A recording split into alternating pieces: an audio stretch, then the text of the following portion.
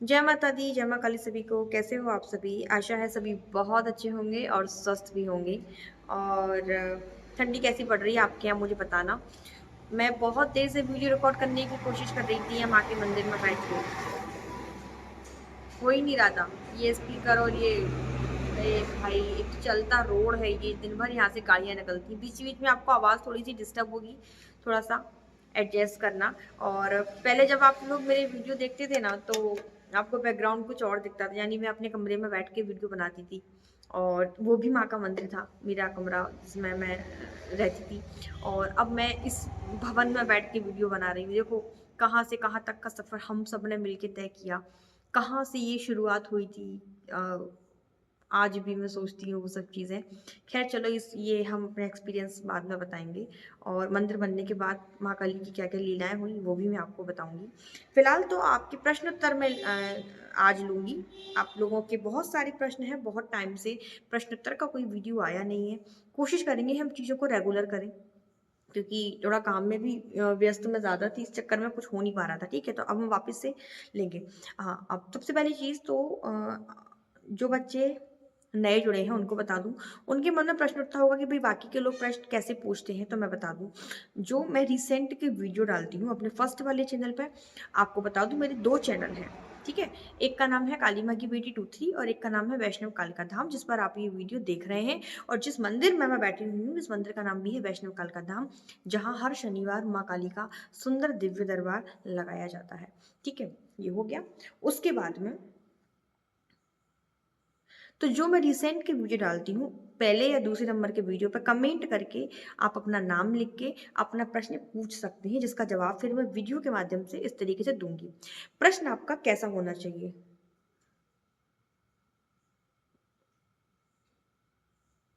पता नहीं ये क्या हो रहा है? हुँ। तो प्रश्न आपका ऐसा होना चाहिए कि आपके एक प्रश्न से बाकी लोगों को भी जो है जवाब मिल सके। ऐसा प्रश्न आप नहीं करना जो पर्सनली हो, क्योंकि पर्सनली तो आपको अलग से ही मुझे मैसेज करना होगा, जिसका जो मेरा व्हाट्सएप नंबर है 6262116068। आप इस नंबर पे मुझे पर्सनली मैसेज करके अपना पर्सनल जो प्रश्न है पूछ सकते हैं। लेकिन थोड़ा-सा पेशेंस बना के आपको रखना होगा, क्योंकि मैं एकदम से किसी के भी प्रश्न का जवाब नहीं दे सकती। ठीक है? बहुत कमज़ोर लग रही हूँ ना मैं, हालत ख़राब है मेरी। आप मेरे मंदिर वाले प्रोग्राम वाले वीडियो देखेंगे ना, मंदिर की जब ओपनिंग हुई थी, उस टाइम पे मैं इतनी हेल्दी थी, एकदम मोटी हो गई थी मैं। तो जितने भी बच्चे आए थे, जितने भी शिष्य आए थे, सब माँ आप मोटे हो गए हो, माँ आप मोटे हो गए हो। ऐसी नज़र लगा के गए ना ये सारे के सारे बच्चे, कि मेरी हालत एकदम से डाउन हो गई। यानी कि 5 दिसंबर मंदिर की ओपनिंग थी, आपने भी मेरे वीडियो देखे होंगे, फ़ोटोज़ देखे होंगे, मेरा चेहरा उसमें अलग ही है। और इन 15 दिनों में मेरी हालत बहुत ज़्यादा डाउन हो गई है, बहुत ज़्यादा। मंदिर बने अभी 1 महीना भी नहीं हुआ है। ख़ैर, जैसी माता रानी की इच्छा। चलो, माता रानी देख रही हैं, तो मैं आपको सबसे पहले तो काली माँ के दर्शन करवा देती हूँ। और काली माँ का जयकारा लगा के कमेंट सेक्शन में आपको जय माता दी लिखना है। वीडियो को लाइक ज़रूर करना है। चैनल पर पहली बार आए हैं तो सब्सक्राइब कर लेना। और अगर आप जानना चाहते हो कि मैं माँ काली की सेवा में कैसे आई, तो स्टार्टिंग से मैंने एक प्लेलिस्ट बना रखी है अलग से, मैंने माँ काली को कैसे पाया वाली स्टोरी आप देखिए। बहुत सारे बच्चे उससे मोटिवेट हुए हैं, आप भी होंगे, और माँ काली के असली रूप को आप पहचान पाएँगे उन वीडियो के ज़रिए। तो सबसे पहले मैं आपको माँ के दर्शन करा देती हूँ, चलो।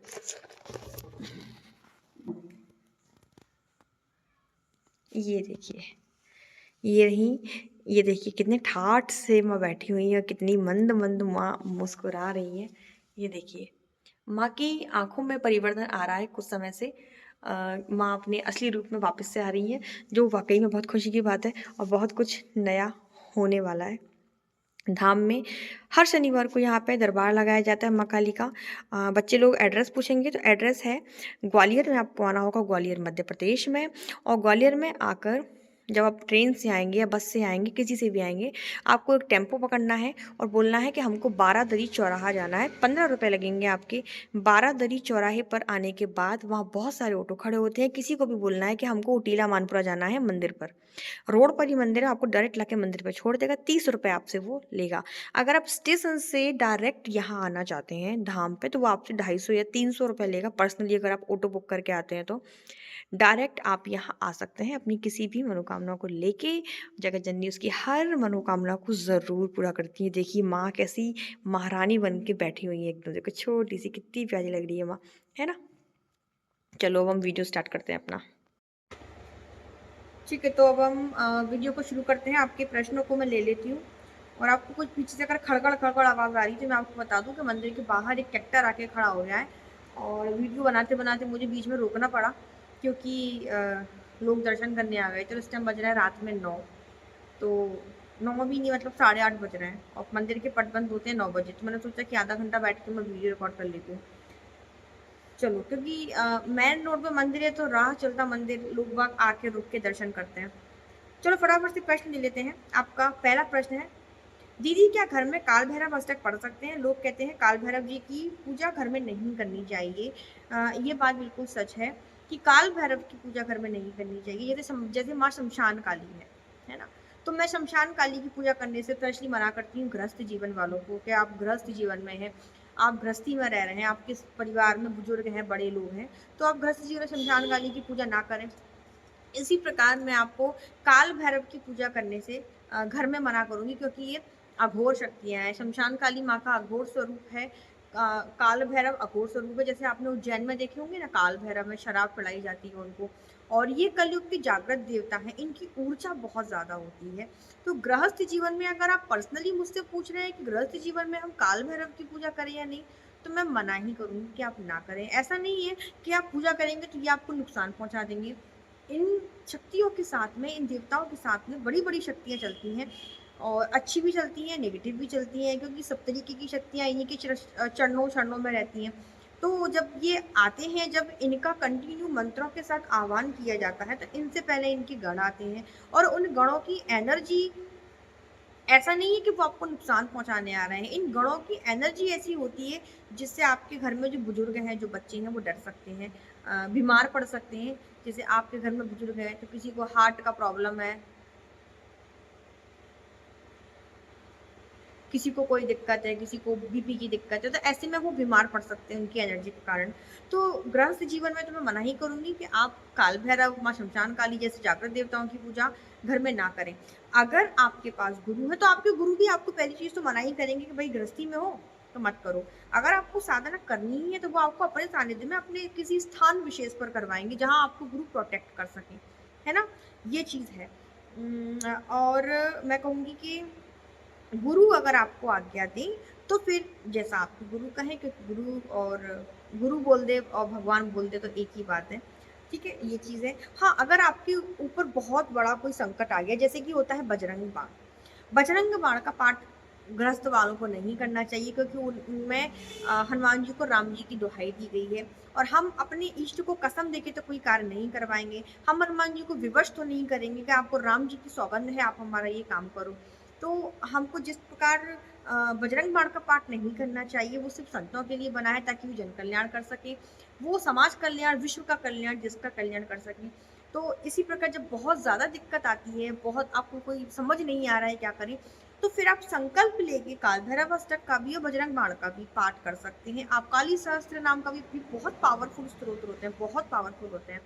इनमें आप 7 दिन का संकल्प ले लें, प्याज लहसुन का परहेज करें, फुल सात्विक तरीके से आप जो है साधना कर सकते हैं अपनी मनोकामना पूर्ति के लिए। लेकिन कब? जब मरने की नौबत आ जाए तब, तब तक आपको नहीं करनी है, ठीक है? अगला क्वेश्चन है हिमांशु शर्मा का। दीदी मैं माता दुर्गा, माता सरस्वती की पूजा करता हूँ। माता दुर्गा का जाप लाल चंदन की माला से करता हूँ। दीदी मेरे को सरस्वती माता का भी जाप करना है, क्या स्फटिक की माला ले लूँ? क्या 2 माला रख सकते हैं?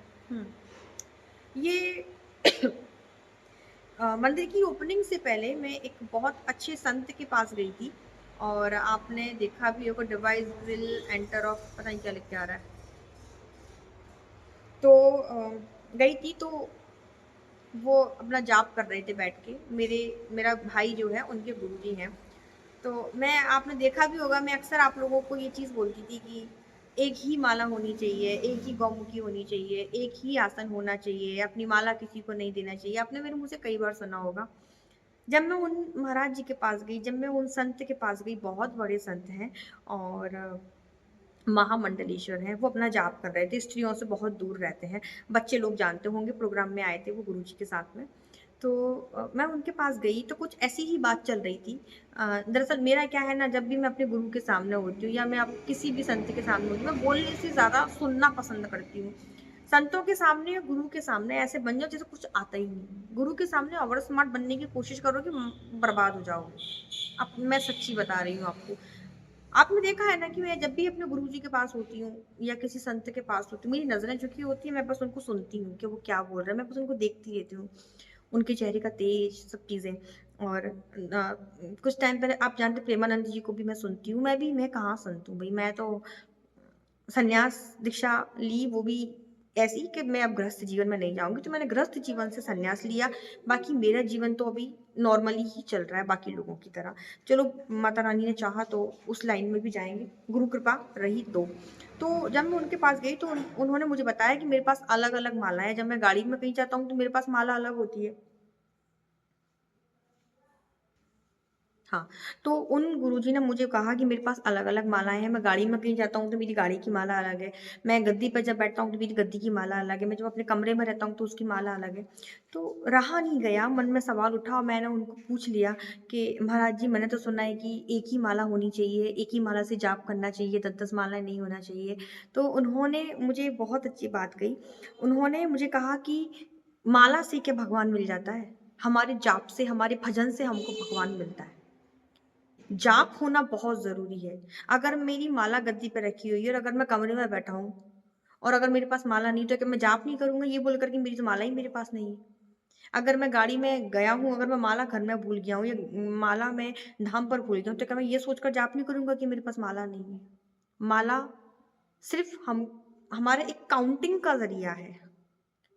ये बहुत अच्छी मुझे उनकी बात लगी। कई बार मेरे साथ भी ऐसा होता था कि माला नहीं तो मैं हाथ की मनकों पे बैठ के करती थी। तो उन्होंने मुझे ये चीज़ बोली कि जाप होना बहुत ज़रूरी है, गुरु मंत्र करना बहुत ज़रूरी है। नाम लेते रहो वो बहुत ज़रूरी है। माला मैटर नहीं करती, आप 10 से कर रहे हो, 15 से कर रहे हो, नाम लेना बहुत ज़रूरी है। आप जाप करते रहो कंटिन्यू किसी भी कंडीशन में करो। तो अब मैं भी इस चीज़ को फ़ॉलो करती हूँ, मैं आपको भी यही बोलूँगी कि आप 2 माला, 3 माला किसी से भी करो लेकिन नाम लो प्रभु का, नाम से आप तरोगे, ठीक है? ये चीज़ है। तो हिमांशु शर्मा, आशा है तुमको जवाब मिल गया होगा। अगला प्रश्न है, 1 मिनट आप वापस से आती हूँ लौट के, ठीक है। तो अगला प्रश्न है आरती का। दीदी क्या रात को घर में शंख और घंटी बजा सकते हैं? हम रात में शंख और घंटी क्यों बजाएँगे? एक बात बताओ, हम शंख और घंटी का इस्तेमाल कब करते हैं? जब हम पूजा-पाठ करते हैं और जब हम पूजा-पाठ ही नहीं कर रहे हैं, तो बिना पूजा-पाठ के हम घंटी और शंख क्यों बजाएँगे? ये कैसा प्रश्न आपने मुझसे पूछा? मतलब आप किस वे में पूछ रहे हैं कि जब हम मंदिर बंद हाँ कर दिया है हमने, भगवानों को सुला दिया है, तो क्या हम रात में प्रभु को डिस्टर्ब करने के लिए घंटी और जो है शंख बजाएँगे? इन सबको बजाने का भी एक समय होता है, आरती के समय पे बजाइए, भोग के समय पे बजाइए। आप उस समय प्रभु को उठाते हैं, उस टाइम पे घंटे और शंख बजाइए। ऐसे हर कभी घंटी और शंख नहीं बजाने चाहिए, मज़ाक की चीज़ें नहीं हैं। ठीक है? अगला प्रश्न है पारुल का, दीदी मनोकामना पूरी होने के बाद कढ़ाई क्यों चढ़ाते हैं? नहीं चढ़ाई तो क्या होगा? कढ़ाई क्यों चढ़ाते हैं? क्योंकि आप खुद ही बोल के जाते हैं देवी-देवताओं से। जब भी आप किसी धाम में जाते हैं, जब भी आप किसी चौकी में जाते हैं, किसी आप दरबार में जाते हैं, आप किसी भी मंदिर में जाते हैं। मान लीजिए आप मेरे दरबार में आए हैं और आपके फँस गए हैं 50 लाख रुपए। ठीक है? आप दरबार में आए हैं, काली माँ वहाँ साक्षी है हर चीज़ की, बैठे सभी देवी-देवता साक्षी हैं। आप आए हैं और आप आके बोल रहे हैं कि माताजी हमारे 50 लाख रुपए फँस गए हैं और अगर वो 50 लाख रुपए हमारे आ जाते हैं तो उसमें से हम 25 लाख रुपए आपके मंदिर में दान दे देंगे। आपने ये बात बोली, तो भई मैं माँ को प्रार्थना करूँगी कि माँ इस बच्चे के ऐसे-ऐसे पैसे फँस गए, इसने ऐसा-ऐसा वचन किया है कि वापस आने पर 25 लाख रुपए आपके मंदिर में दान देगा। उस दान के पैसे से मंदिर में जो भी चीज़ होगी वो हम करवाएँगे, है ना? ऐसा जब बच्चा आके खुद बोलता है ना? या वो नहीं बोलता है तो जो वहाँ दरबार में जो गद्दी पे बैठते हैं, वो बोल सकते हैं कि भई अगर आपका काम हो गया तो आप मंदिर के लिए क्या करोगे? आप भागवत करवाओगे, आप रामायण करवाओगे, आप भंडारा करवाओगे, आप क्या करवाओगे? तो वो फिर अपने मन से बोलता है कि हाँ जी, हमसे जो बनेगा हम ये चीज़ वो चीज़ कर देंगे। आप ही लोग दरबार में बैठ के सभी शक्तियों के सामने, माँ काली के सामने आप इस चीज़ को बोल के गए। भगवती ने भी सुना, सभी देवी-देवताओं ने भी सुना, सभी संगत ने सुना। अब कुछ टाइम बाद भई आपका जो काम अटका हुआ था वो हो गया। 50 लाख रुपए आपके आ गए। अब आपके मन में लालच आ गया कि भई मेरे 50 लाख रुपए तो आ गए, अब मैं 25 लाख रुपए का नुकसान क्यों झेलूँ जो मैंने बोला था कि मंदिर में दूँगा काम होने के बाद। यहाँ बात पैसे की नहीं चल रही, मैं सिर्फ़ एक एग्ज़ाम्पल दे रही हूँ आपको। अब आपके मन में लालच आ गया। तो अब लालच आया, आपने नहीं दिए, आपके 25 लाख से काली माँ का पेट नहीं भरेगा, आपके 25 लाख से ऐसा नहीं कि देवी-देवता तृप्त हो जाएँगे। लेकिन बात थी ज़ुबान की। काली माँ ज़ुबान से चलती हैं, कलयुग की साक्षात देवी हैं, जागृत माँ हैं और अपनी ज़ुबान की बड़ी पक्की हैं और आपने जो उनके सामने वचन किया है, वो आपको पूरा करना ही पड़ेगा। करना ही पड़ेगा, नहीं तो आपकी पीढ़ियाँ परेशान रहेंगी। ऐसा नहीं कि माँ का उद्देश्य आपसे 25 लाख रुपए लेने का और आपको परेशान करने का उनका इरादा है। बात है कि जब आप ही वचन भर के गए थे काली माँ के सामने और आपकी वचनों का मान रखते हुए माँ ने आपका कार्य बनाया, तो फिर आप क्यों अपनी ज़ुबान से पलट गए? आपके मन में क्यों लालच आया? तो माँ होती है ज़ुबान की पक्की और सिर्फ माँ ही नहीं, हर देवी-देवता का ये नियम है कि अगर आपने बोला है कि हम ये करेंगे, तो आपको करना ही पड़ेगा, नहीं तो जो 50 लाख में से आप 25 लाख रुपए बचा रहे थे, वो 25 क्या आपको 50 नहीं फिर 1 लाख आपके डूब जाएँगे। ऐसा होता है, ठीक है? तो इस चीज़ का थोड़ा ध्यान रखें कि अगर आपने कोई मन्नत माँगी है, सबसे पहले उसको जाके पूरा करो। उस देवी-देवताओं का आप धन्यवाद करो। जहाँ से आपका काम बना, जिस दरबार से, जिस चौकी से आपका काम बना, तो कढ़ाई आपको ज़रूर चढ़ानी चाहिए। अगर आपने कोई भी मनोकामना या आपने चलो कुछ नहीं बोला है, आपने ऐसा बोला है मंदिर में आके कि माँ हमारा ये काम करवा दो, हम आपसे प्रार्थना करते हैं। आपने कोई ऐसा आपने वचन नहीं भरा, ठीक है? लेकिन जब वो आपका काम हो जाता है, तब भी आपका फ़र्ज़ बनता है कि आप प्रसाद, फूल, फल, मिठाई, श्रृंगार आदि सब चीज़ें दक्षिणा लेकर उस मंदिर में जाएँ और माँ को धन्यवाद दें कि माँ आपने मेरा कार्य बनाया, आपका बहुत-बहुत धन्यवाद। ये होता है ना?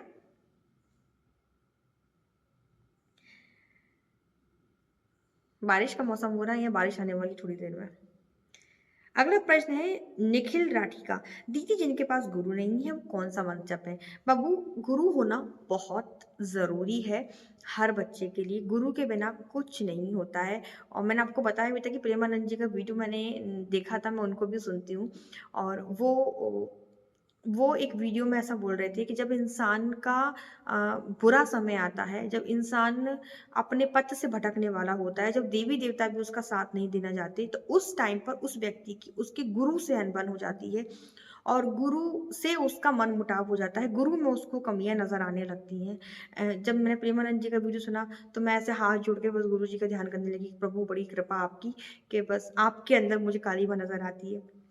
तो ये इस चीज़ का साइन है कि अगर आपकी गुरु से अनबन है, आपकी गुरु से नहीं बन रही है, गुरु के प्रति आपके मन में मलीनता आ रही है, तो ये समझिए कि आपका जो है बुरा समय आने वाला है क्योंकि देवता साथ छोड़ने से पहले गुरु उसका साथ छुड़वाएँगे क्योंकि अगर शिष्य के ऊपर गुरु का हाथ है ना, तो कोई शक्ति ऐसी ब्रह्मांड में नहीं है जो आपका बाल भी बांका कर दे। लेकिन जब गुरु ही पीछे हाथ हटा लेंगे, तो गुरु का हाथ हटा, गुरु की शक्तियों का हाथ हटा, तहस-नहस ज़िंदगी। गुरु भगवान अलग थोड़ी ना होते हैं। तो पहली बात तो हमें गुरु को एक इंसान समझना नहीं चाहिए, वो साक्षात भगवान होते हैं, गुरु साक्षात परब्रह्म, तो बस यही चीज़ है। तो अब जिनके पास गुरु नहीं है, वो क्या करें?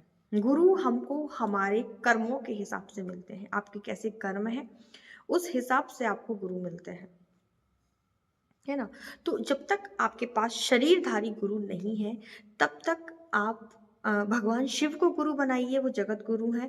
आप काली माँ को गुरु बनाइए, आप कृष्ण को गुरु बनाइए, आप जगदम्बा को गुरु बनाइए, आप हनुमान जी को गुरु बनाइए।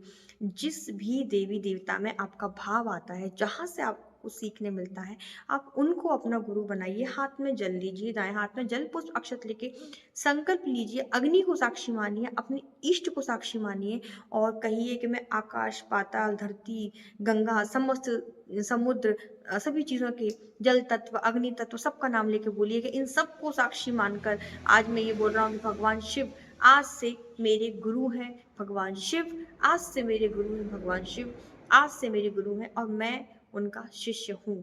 इस तरीके से ब्रह्मांड की समस्त सकारात्मक शक्तियों को साक्षी मानकर आप संकल्प लेकर इस तरीके से जब आप करेंगे तो भगवान शिव आपके गुरु बनेंगे और उनका जो बीज मंत्र है पंचाक्षरी मंत्र है ओम नमः शिवाय। इस मंत्र का जाप आप गुरु मंत्र के रूप में कर सकते हैं और उन्हीं से प्रार्थना करेंगे कि हे प्रभु, जब तक मेरे पास मेरे शरीरधारी गुरु नहीं है, मैं आपको गुरु मानकर ये साधना करूंगा, ये कार्य करूंगा, जब भी कोई कार्य करूंगा गुरु जी मैं आपका ध्यान करूंगा।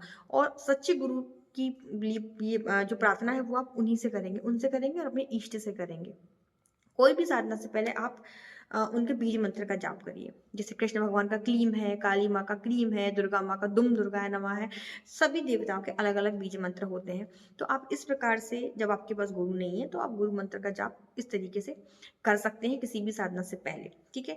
वीडियो हो गया है बहुत लंबा, तो आज के वीडियो को मैं यहाँ पर एंड कर रही हूँ। और एक चीज़ मैं आपसे बोलूँगी कि माँ काली के मंदिर निर्माण में आप सबने मेरा बहुत साथ दिया, उसके लिए बहुत-बहुत धन्यवाद। मंदिर की जो बाउंड्रियाँ हैं वहाँ अभी जो काम चालू है अभी करवाना है, क्योंकि वहाँ लोहे के सारे सरिये बाउंड्रीज ऊपर होंगी, क्योंकि यहाँ लकड़ बग्घे मंदिर के अंदर घुस आते हैं और जो बहुत ज़्यादा घातक है, बहुत चीज़ों को नुकसान दे सकते हैं, क्योंकि बाउंड्रीज नहीं है मंदिर में, बच्चे देख के गए हैं। तो इसके लिए आप ज़रूर अपना सहयोग मुझे दें। दूसरी चीज़ क्या बोल रही थी मैं, कुछ बोलने वाली थी, दिमाग से निकल गया। चलो बाद में बताऊँगी मैं। तो ये इस चीज़ के लिए आते हैं, हाँ, मैं ये बोल रही थी कि जो बच्चे धाम में आते हैं शनिवार के दरबार में जो बच्चे आते हैं, तो मैं उनको बता दूँ कि धाम के आस-पास कोई भी ऐसा कोई होटल नहीं है जहाँ आप रुक पाएँ। तो धाम में भी अभी रुकने की व्यवस्था तो नहीं है, क्योंकि ऐसा अभी सिर्फ़ मंदिर ही बना है, आप सब जानते हैं, आपके के सामने ही सारी चीज़ें हुई हैं। तो अगर आप लोगों का साथ रहा तो एक हम यहाँ धर्मशाला बनवा देंगे, आप लोगों ने अगर साथ दिया, जहाँ बच्चे जो दूर से आते हैं और तो उनके रुकने का हम यहाँ पे अरेंजमेंट कर सकें। तो अभी आप लोगों के मुझे साथ की बहुत ज़्यादा ज़रूरत है। ज़रूर आप अपना साथ दें, ठीक है? और आपकी गुरु माँ के, आपकी दीदी माँ के, आपकी माँ के बहुत सारे अभी सपने बाकी हैं। जैसे मंदिर में 6 महीने के अंदर भागवत करवानी है, गरीब कन्याओं की शादी करवानी है, गौ सेवा के लिए, गरीब बच्चों की पढ़ाई के लिए बहुत कुछ करना है। आप सब दिल खोल कर दान करें, क्योंकि जिसने दिया है भगवान उसको कभी रखता नहीं है, दुगना-चौगुना करके वापस लौटाता है। तो बस आज के वीडियो को मैं यहाँ एंड कर रही हूँ। सभी को जय माता दी, जय माँ काली। सभी को बहुत सारा प्यार।